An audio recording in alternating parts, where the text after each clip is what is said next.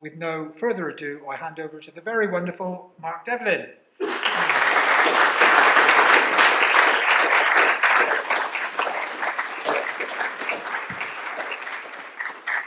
Well, thanks very much. Cheers, Richard, and many thanks for the invite to come back here from Jane and the rest of the Beacon group. I was last here in June.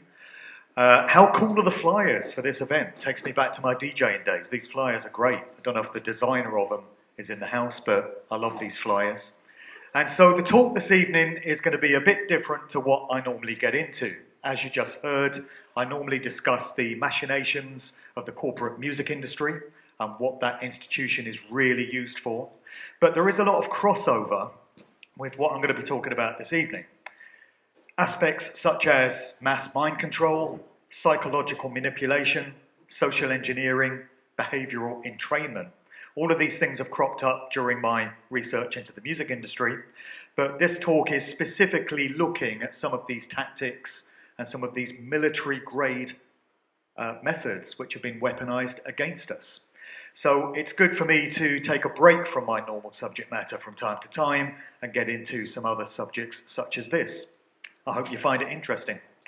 So it's no exaggeration to say that we are currently in the midst of World War III. This is a phrase that I've heard many times over the course of the last 3 years, and I would say that's entirely accurate.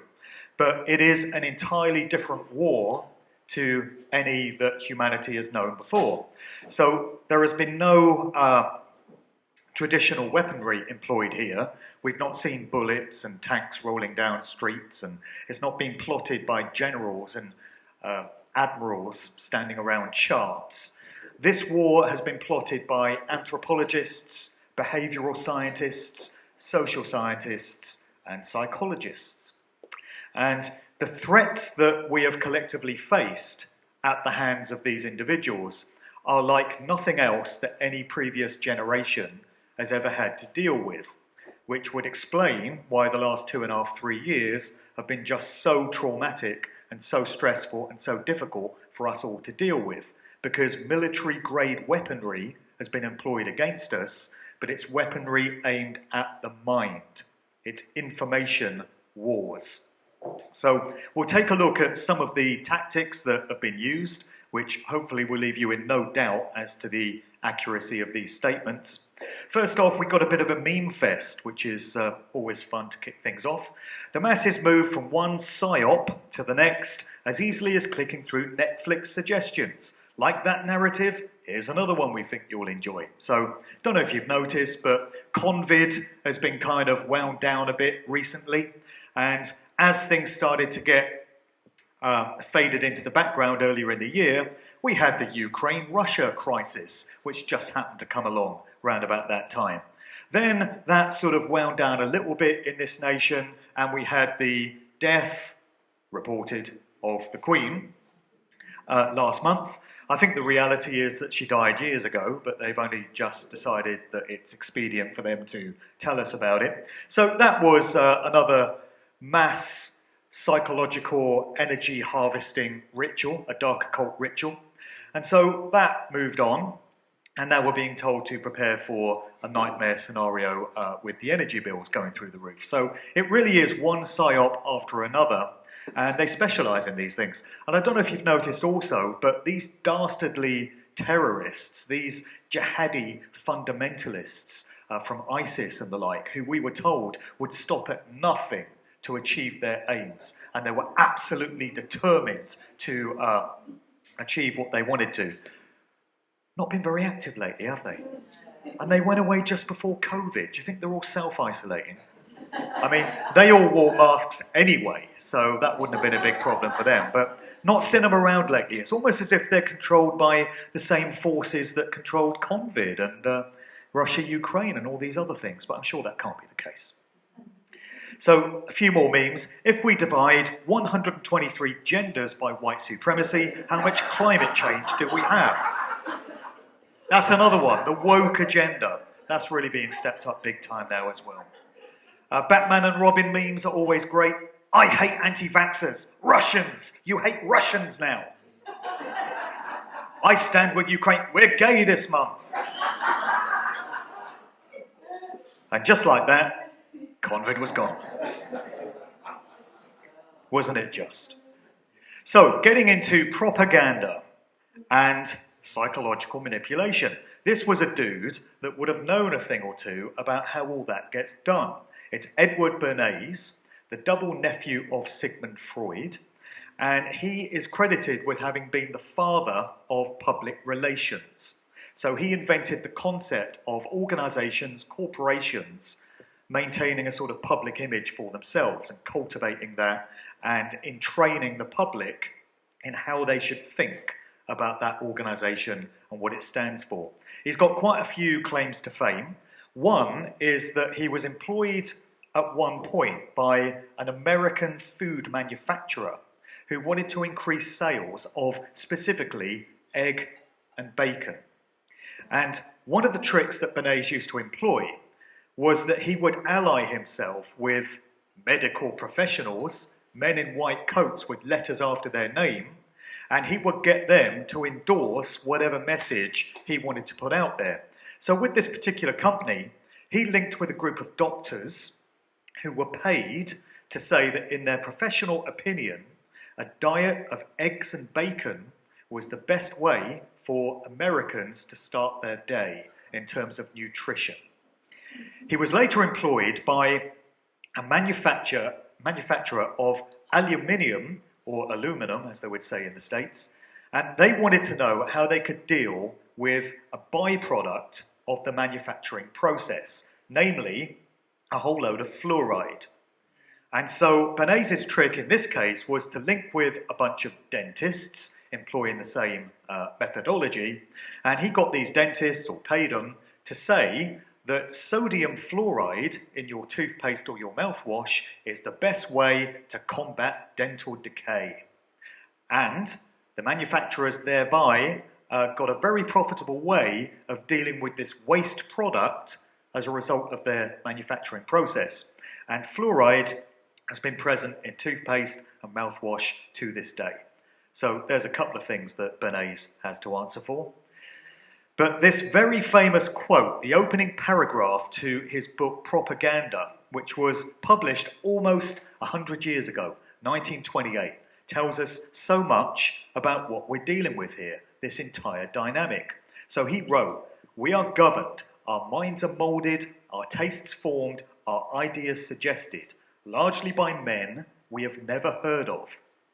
In almost every act of our daily lives, whether in the sphere of business or politics, in our social conduct or ethical thinking, we are dominated by the relatively small number of persons who understand the mental processes and social patterns of the masses. It is they who pull the wires which control the public mind. They do it very much on an unseen level, from behind the shadows, to the point that most people who aren't paying attention and don't study these subjects have no idea they exist." He's saying so right here. Men we've never heard of. And this plot really does go back a long way. So that was 1928. And the year before that, there was a very telling, very prescient movie, which was released, titled Metropolis, 1927, coming from the German occultist and Freemason, the film director Fritz Lang. And it spoke in its plot so much to circumstances that we're living through today. Again, almost 100 years ago. There are nods to transhumanism, the merging of humanity with technology. Even as far back as 1927, this was in the plans of the architects of organised society, the so-called elites. In this movie also was a depiction of the vision of the futuristic cityscapes that were in the plans at the time. So you've got flying vehicles here, and you've got these very modern-looking cities, very similar to the human settlement zones that we hear about, as part of Agenda 2030, which I guess Sandy Adams will be speaking about when she's here in a few weeks. So this is all where things are designed to be headed. They make no bones about it. They want humanity living in so-called smart cities, controlled by the 5G smart grid Internet of Things, connected to a Chinese communist-style social credit system. In short, a total dystopian nightmare. but one which has been depicted in so many movies over the decades because it's been familiarising the general public with what's intended to be brought in if we don't step in to stop it. So we were getting insights into this through Metropolis right back in 1927, and this futuristic society involved the working class masses toiling away at various laborious tasks under the ground, serving the so-called elites who dwelled in these plush penthouse apartments. So that was the blueprint right there. The rock group Queen, for the video to their song Radio Gaga, they employed a whole load of imagery from this, and this song was released in 1984. You couldn't make it up. Another dystopian story from way back, we're going back to 1910 here, came from the science fiction writer H.G. Wells, also a Freemason, would you believe? Glad you're all sitting down from the shock, you know. And also a big-time insider, somebody that was clued in on these future agendas, and he put that into many of his writings, which were later made into films. Again, it's all about familiarising the general public with what is known to be coming. It ties into the phenomenon of predictive programming, which we'll get into a bit later. So some of the usual suspects, some of the names that we can know about who are putting all this stuff into place, this psychological manipulation. One which comes up time and time again and has, through my research into the music industry, is the Tavistock Institute of Human Relations in London. This has been around since the 1920s also, closely connected to Chatham House, the Royal Institute of International Affairs, and they specialise in the shaping and moulding of societal attitudes. These people seem to think they've got the right to coerce large numbers of people into certain patterns of thought and behaviour, even though they have no conscious appreciation of the fact that it's going on. A few of the usual suspects from within Tavistock.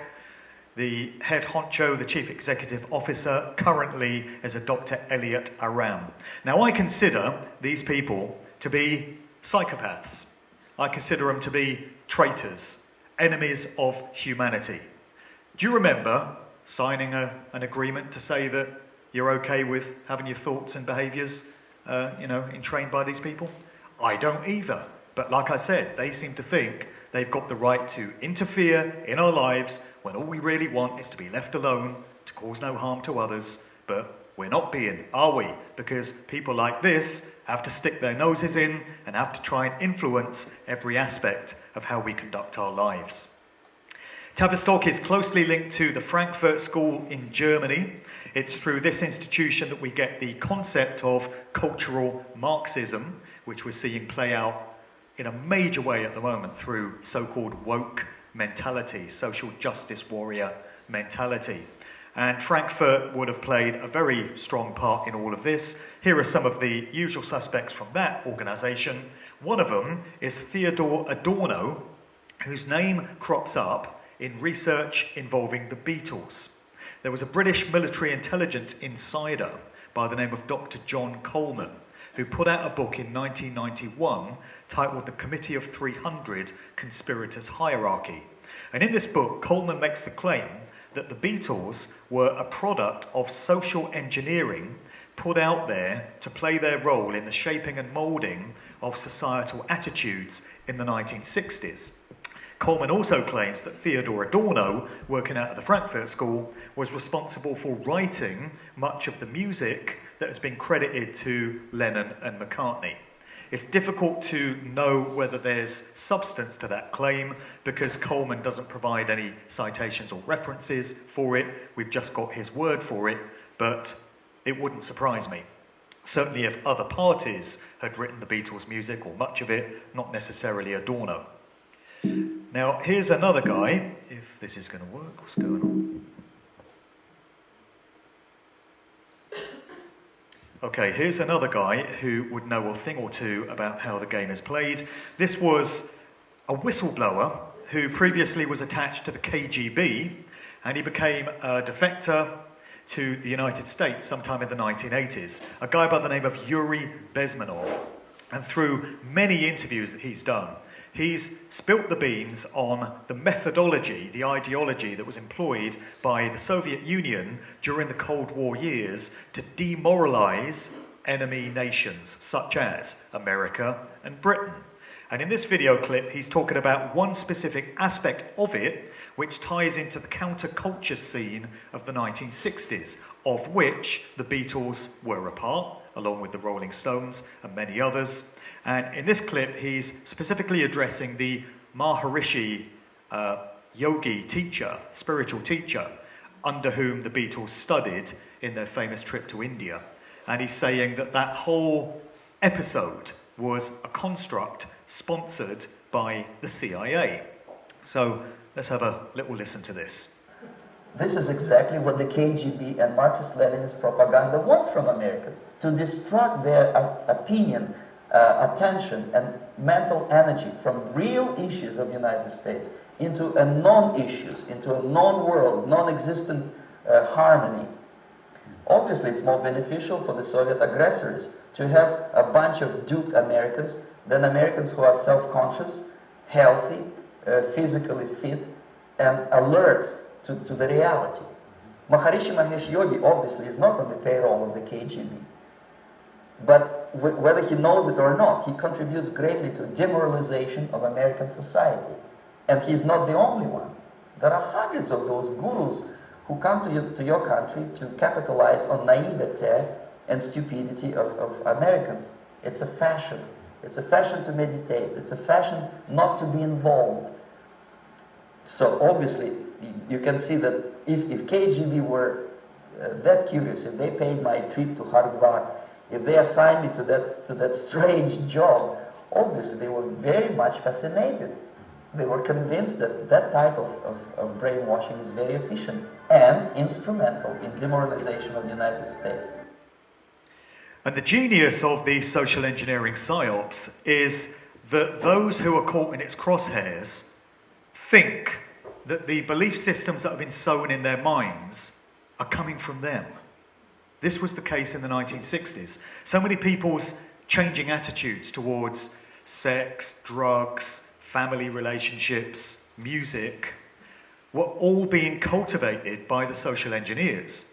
And yet, anyone that you could have asked that lived through those times would have sworn blind that no, this was coming from they themselves. And we're seeing this now with this whole woke agenda and the LGBTQ agenda, which is what it is, the transgender agenda. How many young people now in schools are getting all confused about their gender, boys wanting to be girls and vice versa? Are those ideas really coming from these kids? Or have those ideas been absorbed into their mentality through these social engineering agendas? I think we know the answer to that. And yet, they would swear blind that these ideas come from them, that they're their ideas. They're not, and people just can't see it, because if you don't know how the game is played, if you don't understand the methodology, you stand no chance of realizing that you've been duped. Another one that would know a thing or two about that would be the novelist and eugenicist Aldous Huxley of Brave New World fame. A quote from him reads, "The perfect dictatorship would have the appearance of a democracy, but would basically be a prison without walls in which the prisoners would not even dream of escaping. It would essentially be a system of slavery where through consumption and entertainment the slaves would love their servitudes." Crowds lining the streets for the Queen's funeral the other week, anyone?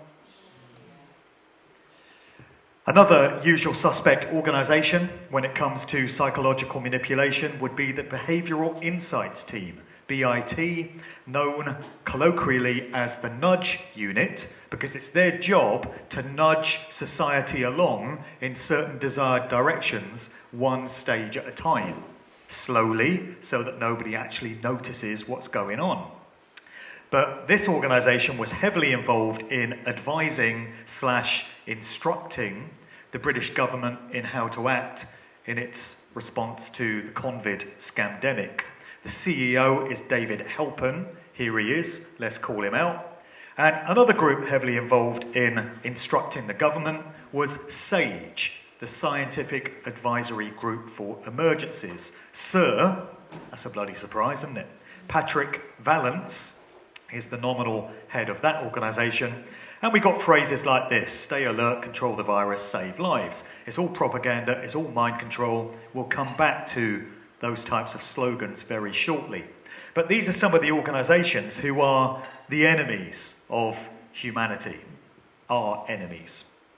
Another quote from Aldous Huxley: in their propaganda, today's dictators... No, we've had that already, haven't we? Excuse me. Didn't we? Okay, all right. Excuse me. In their propaganda, today's dictators rely for the most part on repetition, suppression, and rationalisation. The repetition of catchwords, which they wish to be accepted as true. The suppression of facts, which they wish to be ignored. The arousal and rationalisation of passions, which may be used in the interests of the party or the state.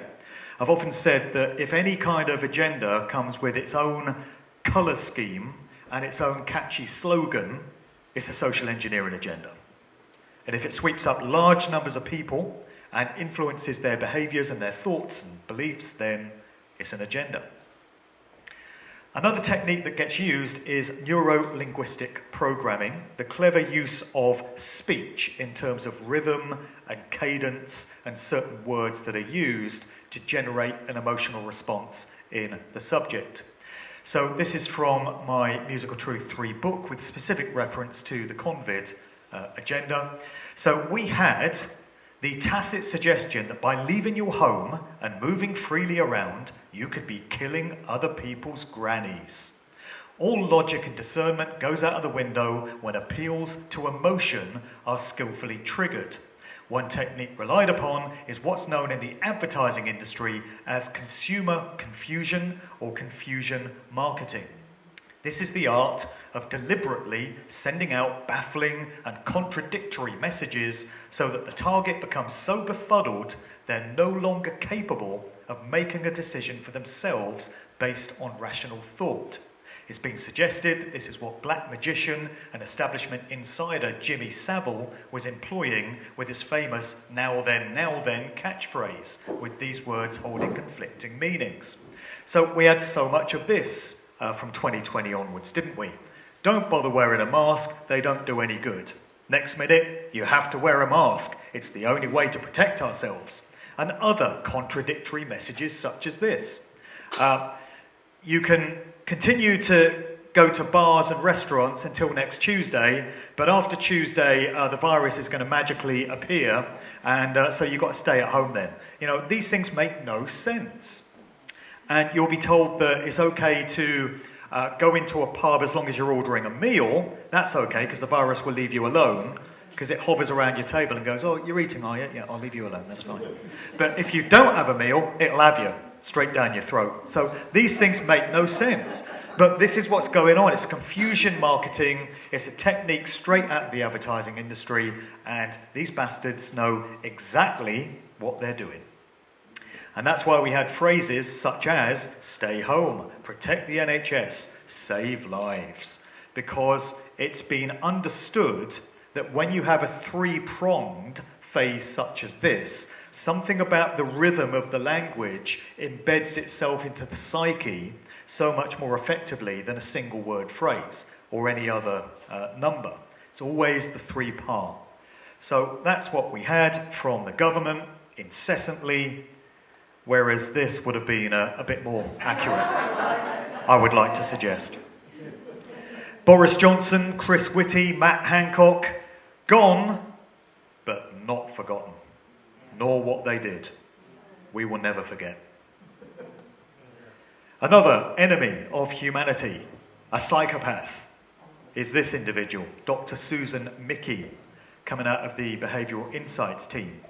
And in this video clip that I've got of her, at a lecture, she's speaking openly about how we, as she says, can most effectively influence people's thoughts and behaviours and entrain the way they respond. Again, as if it's their right to do this. Who are these people? Where do they come from? We haven't asked for any of them. But just listen to the arrogance and the audacity with which she and her type speak. This is a welcome collaborative award from collaborative award from the Wellcome Trust, and it's a collaboration between behavioural scientists, computer scientists, where the bulk of the computer scientists are at the IBM Research Lab in Dublin, and system architecture, which is pulling it all together, plus we have a range of consultants and PhD students. Okay, the vision of the project is to develop an understanding of human behaviour to answer variants of what I'm calling the big question, which is, when it comes to behaviour change interventions or policies, what works compared with what, for what behaviours, how well, for how long, with whom, in what setting, and why? See, I just don't know why anyone has any interest in sticking their nose into other people's lives in this way. I certainly don't. It reminds me of a great speech from Charlie Chaplin, not necessarily the best role model in terms of the way he lived his life, but an amazing movie that he put out called The Great Dictator. And a bit of dialogue from it is often cited as the greatest speech ever made. You can find it on YouTube. And he's this reluctant dictator that's kind of inherited the role. But he says in this monologue, I don't want to control or dominate anyone. I've got no interest in that. I just want to be free, and I want other people to be free. And I think that goes for the vast, overwhelming bulk of humanity. We have no interest in controlling other people. We just want to be left the fuck alone to do what we want to do, so long as we're causing no harm. But these types won't leave us alone, and that's what we face. So in the midst of the scamdemic lockdowns, where she's being asked how long she feels the use of goon muzzles should continue. So have a listen to this one. Vaccines are a really important part of the pandemic control, but it's only one part. Test, trace and isolate system, border controls are really essential. And the third thing is people's behaviour.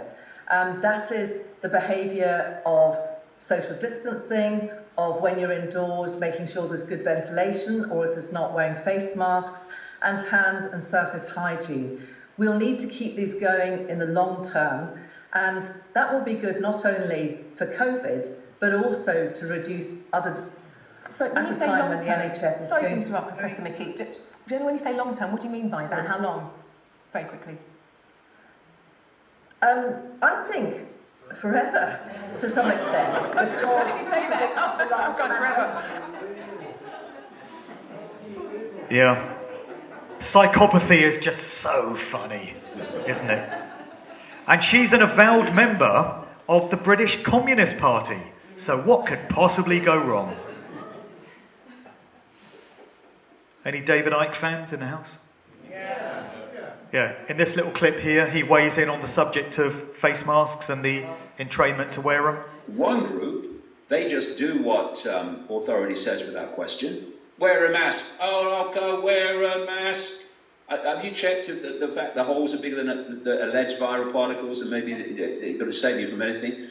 No, wear mask. I wear mask. We're all familiar with that one, right? Another technique which has been commonly employed these last 3 years has been that of gaslighting, defined as the psychological manipulation of a person, usually over an extended period of time, that causes the victim to question the validity of their own thoughts, perception of reality, or memories, and typically leads to confusion, loss of confidence and self-esteem, uncertainty of one's emotional or mental stability, and a dependency on the perpetrator, i.e. the way most people live their lives these past 2.5, 3 years. The very definition of gaslighting has been done to them by the state, by organisations, institutions that they've been trained to think of their whole lives as having their best interests at heart and being out to keep them safe.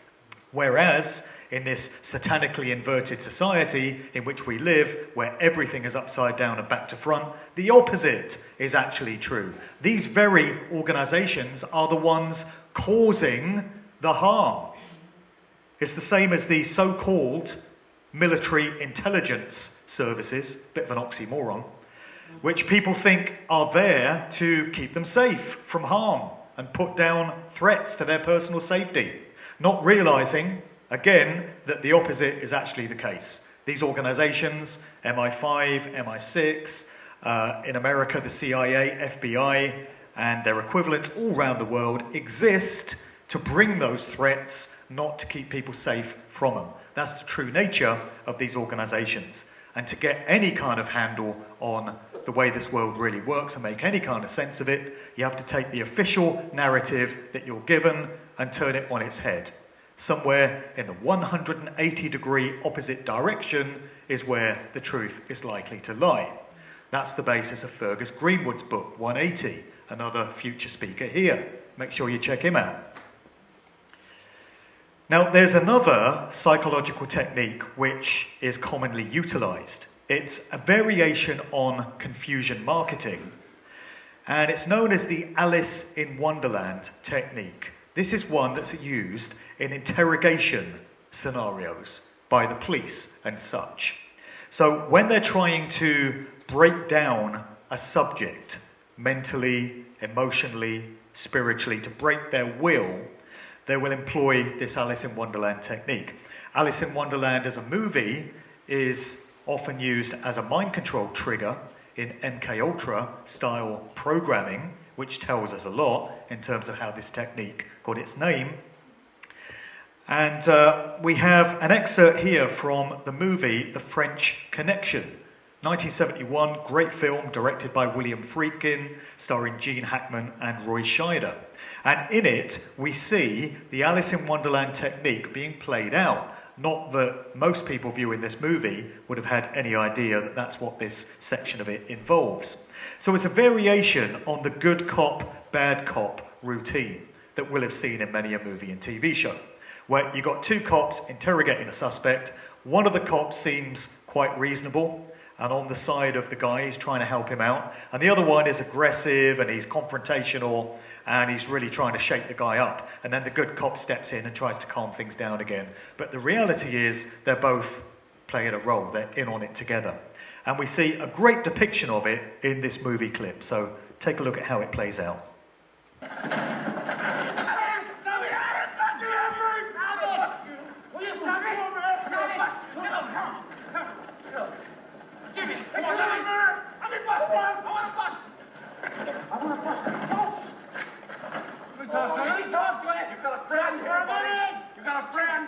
You gonna tell us who your man is? When's the last time you took your feet, Willie?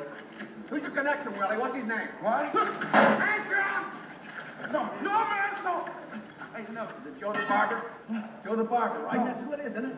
Don't give us any shit. What's Joe's last name? I don't know, man.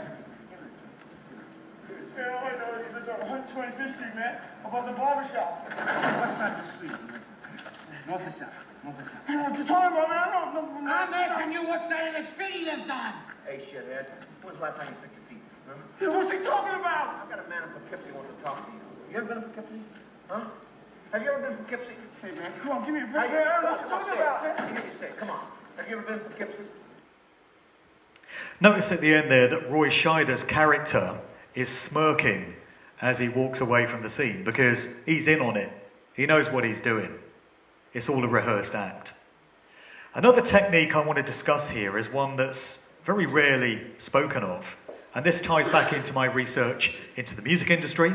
It's this appearance on the David Letterman US TV chat show in 2009 by Paul McCartney or Billy Shears or whoever he is, you know. And this is what's known within the realms of Freemasonry as masterful speaking. So a master mason, so I'm told, learns how to convey themselves in this way so that they're saying two things at once. So they're putting across hidden meaning for those who are able to discern it. But on the surface, it appears as if they're saying something else. And the brilliant thing about it is that it comes with plausible deniability attached. So anyone trying to challenge them on the hidden message and saying, what did you mean by that, can be met with, oh, that's not what I was saying at all. Come on, man, I was saying something completely different to that. So you'll see what I might mean when looking at this clip from Letterman, where McCartney is being directly challenged on this idea that the original Paul McCartney died in 1966 and was replaced by an imposter who's been playing the public role ever since, i.e. this guy. So let's see how this one played out. In the toward the end of the 60s, is that when the rumors about you being dead surfaced? Do you remember that? Do you remember how that started? What were your feelings about that? What happened? My feelings. What happened was we did a cover for a record called Abbey Road, and even the cover gets applause.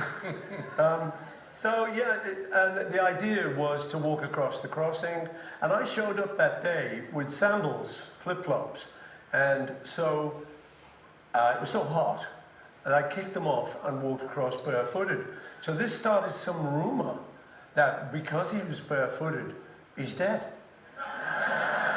I couldn't see the connection was there. I don't. It seems like a long, slow, difficult death. Being barefooted will kill you. Scorched feet. And how do you manage something like that? Because it was a global rumor.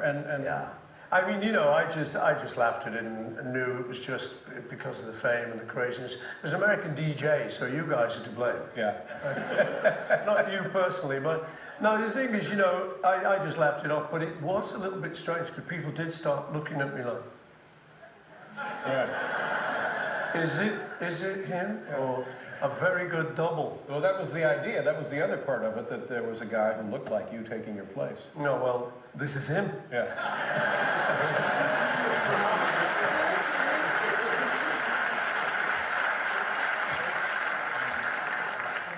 Or is it? So you see how they're totally messing with the audience there. There's more confusion marketing because on the one hand, he appears to be admitting that he's the replacement, he's the imposter.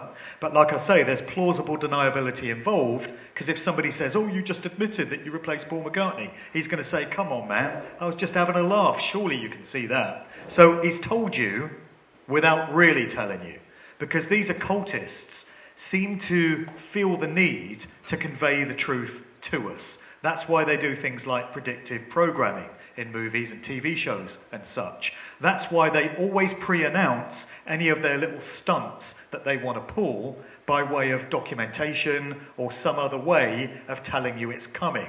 Drills and these preparedness exercises and things of that nature.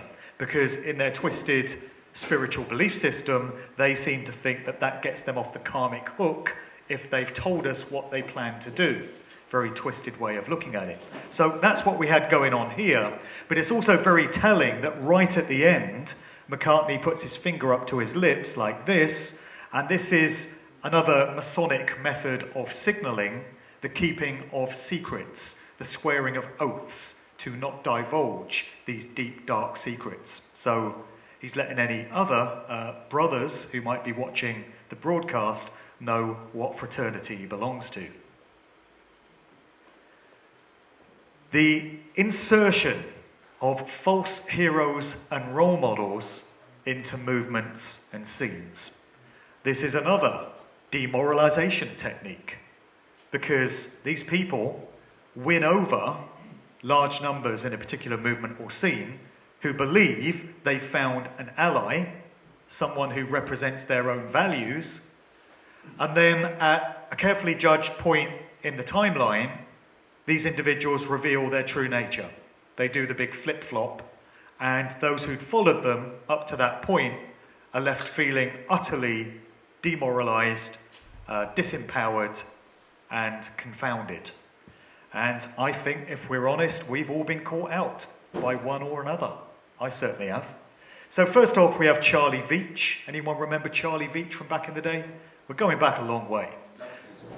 Love Police, yeah. He had an organisation sort of around about 2008, 2010 times, known as the Love Police, where he would turn up outside the corporate headquarters of various organisations and shout through a bullhorn and lead protests in the street and this kind of thing.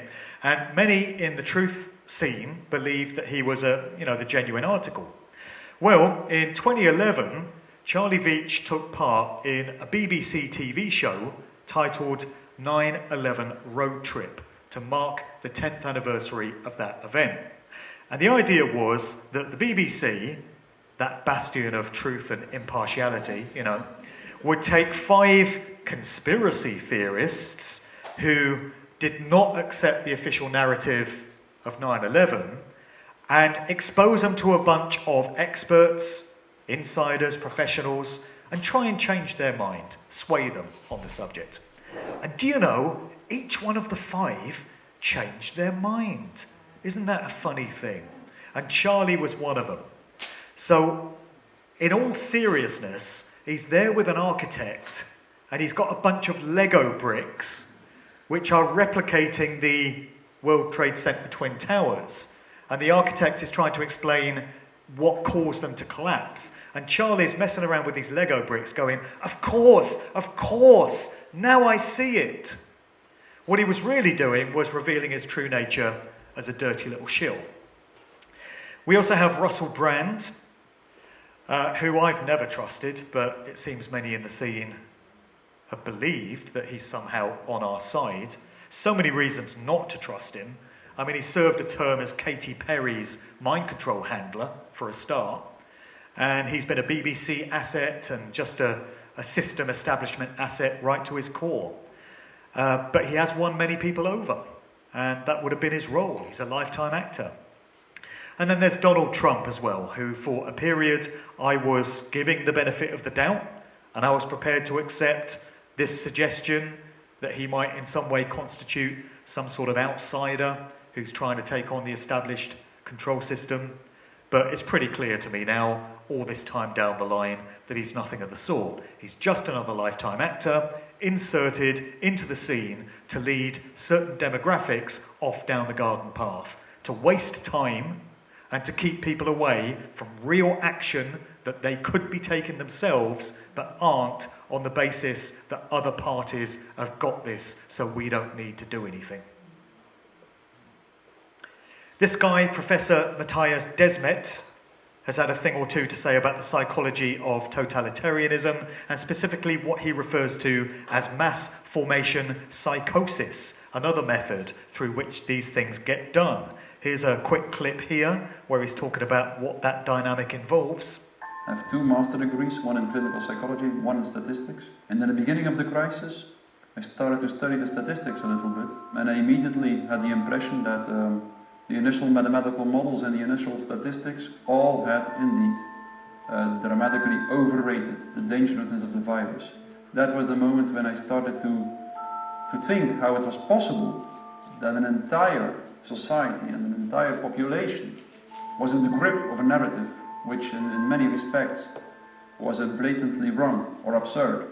After a few months it became clear to me that the only mechanism that could explain what was happening in society was what is usually referred to as mass formation.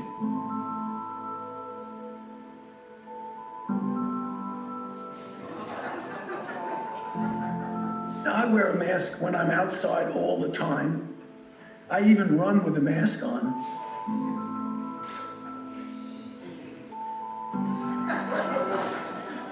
And also because I want to make it be a symbol for people to see that that's the kind of thing you should be doing.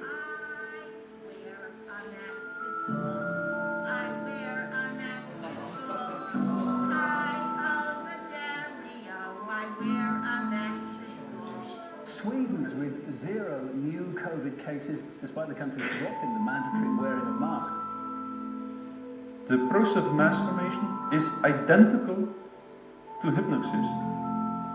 An individual that is in the grip of a process of mass formation typically becomes radically blind for everything that goes against the narratives where the masses or the group believes in. They seem to have lost all interest in the things that were important to them before the mass formation started, which make them radically willing to self-sacrifice, to sacrifice themselves for the collective. Obviously, you don't like to tell people what to do, but sometimes for the good of society, that's necessary.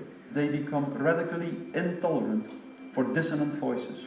And this typically goes further and further and further. People who do not go along with the masses are stigmatized, and in the end, the masses typically are inclined to destroy the people who do not go along with them. And they do so as if it is an ethical duty to do so. Not being used against any kind of foreign enemy, but being weaponized against the people of the very nations in which these things get cooked up. And as well as mass formation psychosis, there's also the concept of mass trauma events, which has been spoken of by Fritz Springmeier, the veteran author and researcher. He put out the book Bloodlines of the Illuminati, and he's done a lot of work into trauma-based mind control of the MK Ultra variety. And in this clip from a lecture sometime in the 1990s, Fritz is talking about the power of mass trauma events, again in controlling the behaviours and belief systems of large numbers of people, entire populations. Where were you when John F. Kennedy was assassinated? Do you remember how you felt? How old were you? What were you doing? Where were you when the Challenger exploded? Do you remember? How did you feel when you saw the pictures of the children that were killed at the daycare center at the Oklahoma City Federal Building? Do you remember? These are trauma memories. We remember them distinctly. They are indelibly etched into our minds. However, how many of us know the lie that was programmed into us at each of those traumas? Now, I realize that most of you don't know what I'm talking about, but I'm getting there. See, I'm not challenging your memories of those traumas. Each of us remember those traumas very distinctly. However, the problem is that we don't know the lie that was attached to each of those traumas. In fact, most of us have never even considered that the conspiracy killed John F. Kennedy in full view of this country for a reason, in order to program us a lie.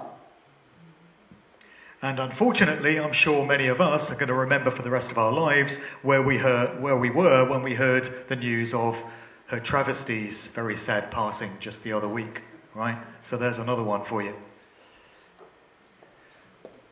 So we also have some dark, occult, ritualistic overtones to a lot of what gets done. And we can go back to round about this time in 2020, if we cast our minds back a couple of years to a good example of this in operation. So Johnson announced on the pagan festival of Samhain Halloween that more harsh lockdowns had to be introduced in England. Rather than apply them straight away, however, he further announced that these would come in the following Thursday, which just happened to be 5th of November, Bonfire Night, a date loaded with history and symbolism concerning the attempted overthrow of a tyrannical parliament. If the virus was as out of control as Johnson, or Sage, claimed, what sense did it make to wait 5 days rather than shutting everything out immediately? And since when has the government made an announcement at 7 p.m. on a Saturday rather than waiting until Monday morning? That's everyone's Saturday evening ruined, isn't it? By timing the announcement for then. But it's all done according to the dates. And there are other aspects to this as well. So in 2021, I recorded one of my podcast episodes with a lady named Jade Bidwell, who's a survivor of satanic ritual abuse. And she told me about many aspects of what went on within the satanic cult in which she'd been raised, various rituals. So, as part of her early-based trauma programming, another child in the cult would be killed, and she would then be told it was her fault to cripple her with guilt. Sound familiar? Remember when we were told that if we went round to see our elderly grandparents or had them round the house, that we could be killing them by that very act? That is straight out of Satanism and satanic ritual abuse. And there are other aspects of what goes on in these rituals. The wearing of masks, the participants standing 6 feet apart, and the constant, incessant washing of hands. These are all rituals straight out of these institutions. And the general public was coerced into participating in a mass satanic ritual, all under the guise of keeping us safe. When what was actually happening was a massive guilt trip was being played on us by cunning psychologists and Satanists who knew exactly what they were doing. Another method of signalling, quite a blatant one when you know what to look for, is the placing of signs and symbols into popular culture and the media. And there are various tried and tested favoured ones. One is the depiction of the so-called 666 sign. It's a very favourite number of these dark occultists who run organised society, you might have noticed. Here's various characters that you'll recognise, all letting you know what they're all about and who really owns them. Here's another one, various familiar signals going on there. And here's so many musicians, celebrities, famous people of various sorts, all flashing up the same symbols. In this case, the 666. Every demographic, every institution is covered. From the world of clubland, of DJs, here's Carl Cox, world famous, hugely celebrated DJ, doing the same symbol. So now we know why Carl got that fame and fortune over and above other contenders. He's given you a little reminder. Same thing when it comes to corporate logos. You get the same signs and symbols cleverly embedded in them. They're speaking to the subconscious mind of the masses. The subliminal mind picks up all these things, but the conscious mind doesn't filter it through and recognize what's going on. But it's still being absorbed and embedded into the subconscious mind. So 666 everywhere. In the Google logo, you've got the 6, the 3 sixes arranged in the spiral there.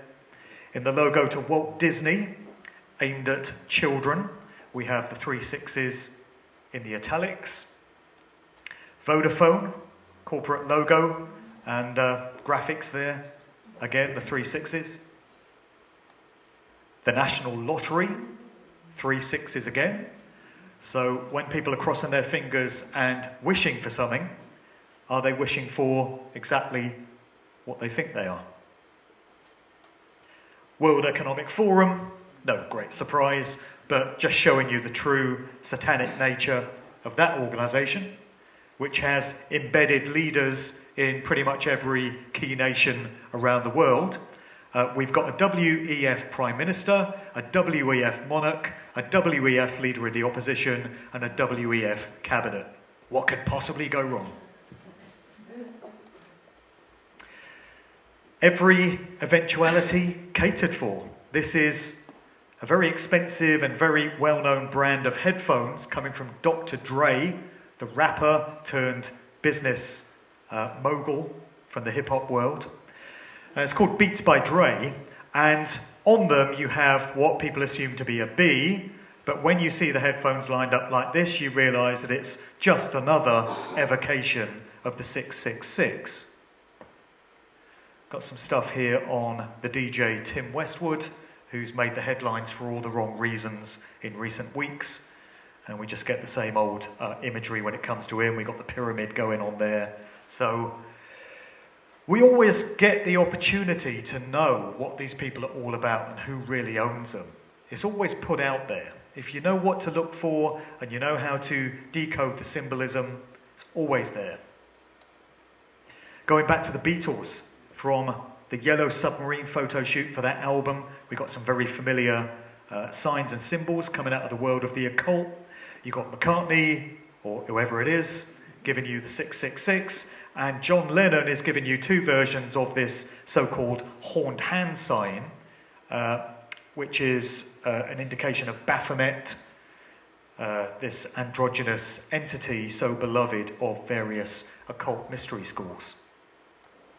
Jay-Z and Beyonce letting you know why it's them who have held the position of most successful, most prominent, most influential rapper and most successful, prominent and influential R&B singer for the past 20 years. A little reminder of how they got there and who still owns them. Liam Gallagher, no kind of anti-establishment rebel, rather an establishment stooge. Even going back to the very early days of the Beatles, their pre-fame days, before they broke through with their debut single, Love Me Do, in 1962, this is Stuart Sutcliffe, the original bass player with that group, before that role went to Paul McCartney. Here he is, flashing up the triangle of manifestation coming out of various occult mystery school teachings. How would a young man who was probably 20, 21 years of age here know about these symbols unless he'd been raised within those kind of fraternities coming out of those kind of families? Stuart Sutcliffe was from a Scottish family, home of the Scottish rite of Freemasonry, and he died at the ripe old age of 21 of a brain aneurysm. This was right before the Beatles broke through to mainstream success. So Stuart Sutcliffe was gone. The original drummer, Pete Best, was kicked out of the group immediately prior to them finding fame and replaced by Ringo Starr. And so by the time they broke through in 1962, the lineup that we all know was in place, ready for their fame years and ready for them to do their job of social engineering and culture creation, which had been lined up for them. So here's that triangle of manifestation, one rendering of it being done by Anton LaVey, High Priest of the Church of Satan. Any questions? And we're getting into the realms now of predictive programming, which I've referenced a couple of times. So predictive programming is the act of depicting a real-world event which is happening or which is known to be coming into works of popular culture where they're going to be absorbed into the subconscious minds of large groups of people. So typically it gets done through TV shows, movies, the world of music. It can get done through advertising and of course the mainstream media. And the idea is that by getting a familiarity with the narrative into the minds of the general public, when they're then asked to accept the official version of what went on through the mainstream media, there's already a familiarity with it in the back of their mind. So it gets more readily accepted. Also, it fulfills the tenet of placing the truth in plain sight, revelation of the method, which I've mentioned earlier, whereby these occultists feel the need to pre-announce what they're doing from a sort of karmic perspective. And also, I feel that by putting depictions of what they want to achieve into things like movies, we, in our mass numbers, applying our consciousness, our attention to these scenarios, could actually be helping to bring them in to physical manifestation. That's the ingenuity of it. They're using us to bring about, in many cases, our own doom by coercing us into applying our attention towards it. Because energy goes where attention flows, and we are conscious co-creators of our own experienced reality. That's why they do this stuff. I've given countless examples of predictive programming when it comes to 9/11. It's the classic event for this. I mean, every major world event has it. In my most recent book, Musical Truth Volume 3, I spend a great deal of one of the chapters breaking down all the movies and all the TV shows from the past 20 years, which have depicted the outbreak of a deadly virus where mass vaccination is the only way to deal with it. The only way the threat is going to go away. The general public has been bombarded with that kind of propaganda for decades through entertainment, when their guard is down. When you think you're just watching a movie or listening to a favourite band perform or whatever it is, you're not expecting to be mind controlled. You're not expecting to have your worldview shaped for you. But that's how it gets done, under the radar, when your guard is down. That's why they use entertainment for it. So just one classic example when it comes to 9/11 from the music world comes from this album, Supertramp's Breakfast in America, released in 1979, 22 years before the events of 9/11. So on the sleeve, you have the view from an aeroplane window coming in over Manhattan, made to look like a breakfast platter.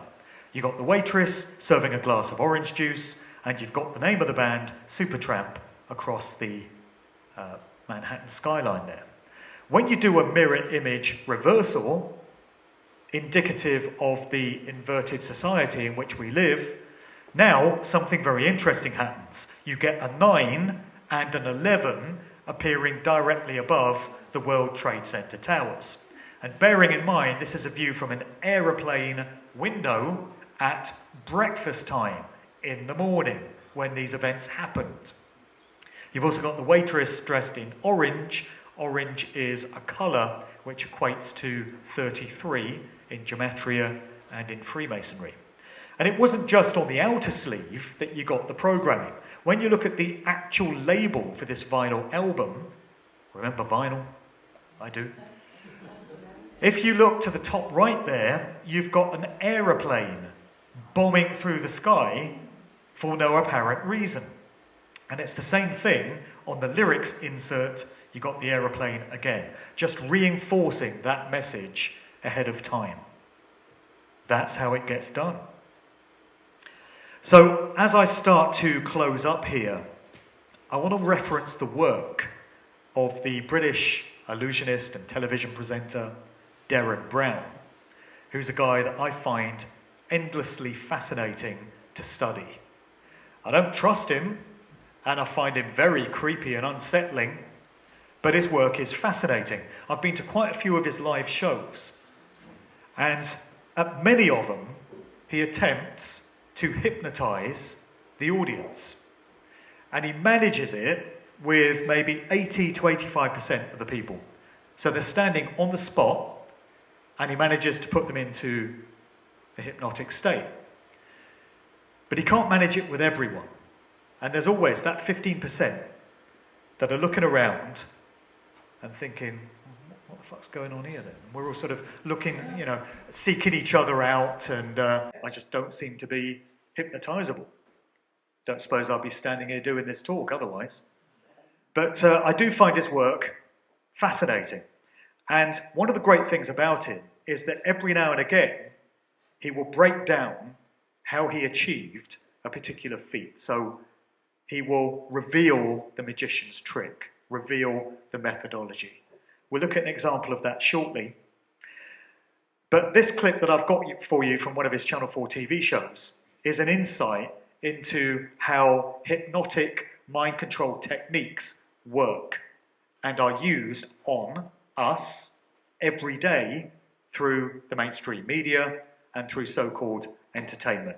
So let's take a look at this one. A day at the dog races. Look him right in the eye, right in the eye. This is okay?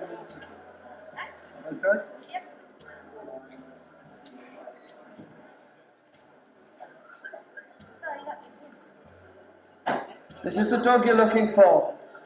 That's why we came to this window.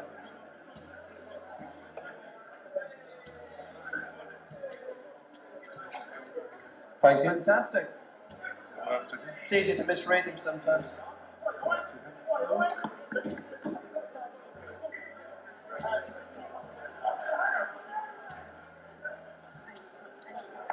can I just check something with you? It says there that mistakes can't be rectified after you've left the window. Yeah.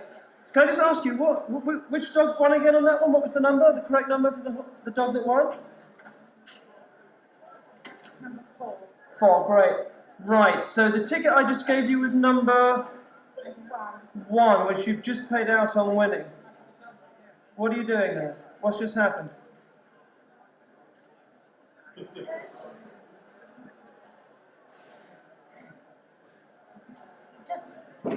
He just told me to play out. You told her to pay out. The machine told you to pay out? No. 1 minute he won, next minute he didn't. It was horrible, actually. It was like, oh my God, what have I done? You know, I'm giving out money to everybody. Buy yourself a drink on us. Okay, thanks for that. Thanks very much. So a couple of things there. First off, you notice that when Darren Brown steps in and gets her to pay out on the ticket that didn't win, he first of all slaps the side of the window and he startles her, puts her in a state of shock. And that helps to get the mind control properly jumping off, to get absorbed. First, you must be put in a state of duress or trauma, which speaks a lot to trauma-based mind control methods. And also, in the use of language, he said that's why we came to this window. So he's reinforced the word win in her mind, because she's been placed into a hypnotic state where she's more susceptible to the programming, and it's all in the language that he uses. Speaking of which, when he spoke of this being the dog that you were looking for, did it remind anyone of anything? How about this clip? How long have you had these? About 3 or 4 seasons. They're up for sale if you want them. Let me see your identification. You don't need to see his identification. We don't need to see his identification. These aren't the droids you're looking for. These aren't the droids we're looking for. He can go about his business. You can go about your business. Move along. Move along. Move along.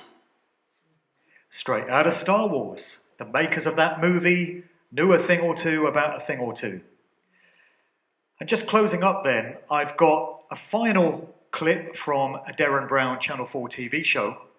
And this is where we get a real insight into the revelation of the method. We find out how he pulls off many of his tricks. So he's got these 2 advertising agency executives, and he sets them the task of coming up with a brand, a business that they want to start, and ways in which they would market it. And he says it's entirely their own choice. He just wants to know what they come up with. So first of all, this is what they presented to him. Thinking about the name, we thought that was probably the best thing to do. Starting point. Sure. And then take it from there, really. We banged out a load of ones that were probably completely stupid, and then got down to the ones that were slightly stupid, and then we kind of, that went back and forth for a bit, and then kind of got something we liked and developed it. Can I have a look? Sure. Is this it? Yeah. That's fantastic. It's a bear with a liar. So it's animal heaven, the best place for dead animals. And it's obviously, you'd see that it was stuffed. How did you come up with the name Animal Heaven? We had the idea of the pearly gates of heaven being the zoo gates. Zoo gates as the gates of heaven. That's interesting. I.e. sort of all the animals that are dead are in a dead zoo, if you like, in heaven. And then we just kind of thought, well, it's kind of nice, but it's a bit twee. We wanted to make it a bit funkier. And then we thought a harp-playing bear just answered the brief. All right, so these guys are convinced that they've come up with these ideas for themselves, whereas this is what actually went on. To see how we did it, watch their taxi journey again. Put a spell on you.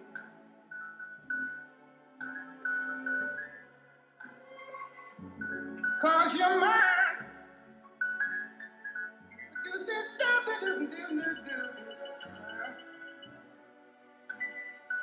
You better stop the things you do. I ain't lying. No, I ain't lying. That's how it gets done. So the final quote goes to our old mate Aldous Huxley. The victim of mind manipulation does not know that he is a victim. To him, the walls of his prison are invisible, and he believes himself to be free. But this is where the good news bit comes. As I wrap up, I try to leave my talks on a positive, uplifting note. Don't really want to drench everyone in doom and send them home, you know. So the good news part is just simply the fact that the likes of me are able to uncover this information, these techniques, and gain an appreciation of how they're employed. Because a generation ago, this would have been impossible. And even a few years ago, to have got an audience of this size, of this nature, together on a Saturday evening, listening to this kind of information, was unheard of.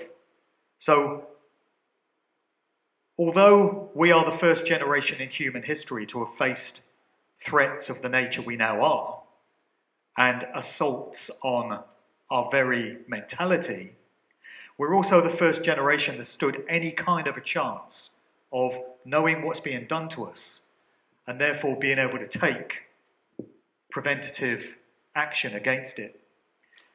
And that's a good thing.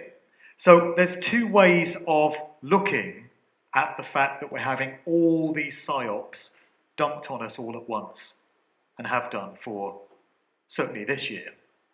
COVID, followed by Russia, Ukraine, followed by the Queen, followed by the energy bills and the climate change con and the LGBTQ and the wokeism. One way of looking at all of that is that the controllers are getting so arrogant and so audacious that they think we can do whatever we want to these profane, ignorant fools. We can dump psyop after psyop on them, and they'll just go along with it, and they'll have no idea what's really going on. But another way of looking at it is to consider that they're panicking. And the reason they're dumping all this stuff on us at once, the reason they're risking showing their hand, because the more blatant it becomes, the more absurd it becomes, and the more people are actually likely to twig that something isn't quite right, and to do a bit of research into the true nature of it, it could be taken as an indication of panic. Them feeling that they don't have the time that they thought they did to unfold all this stuff gradually, incrementally, over extended periods of time, so that people don't notice what's going on. We've had about 20 years worth of tyranny dumped on us in the last 2. They're fast-tracking it all. And that could be interpreted as they recognise that more and more of us are getting wise to how the game is played. And they can't piss about. They've got to put the final pieces of their totalitarian game plan into place while they've still got the chance. That's the perspective I prefer to put on it, and that's what I actually think is happening.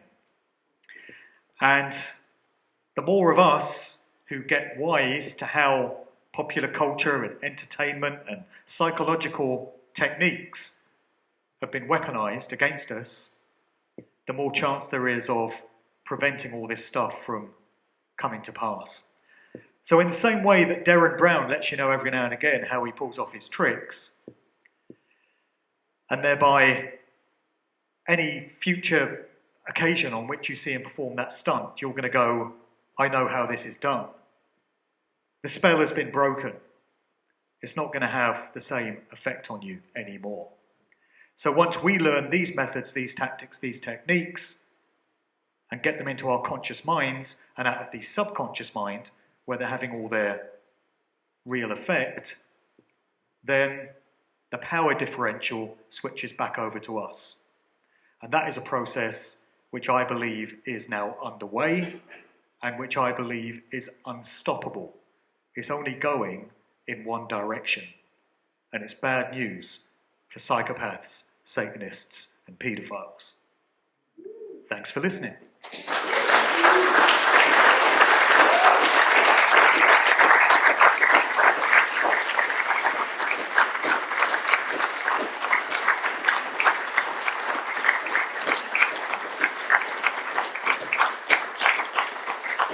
Well, thank you so much. Thanks very much for that warm welcome.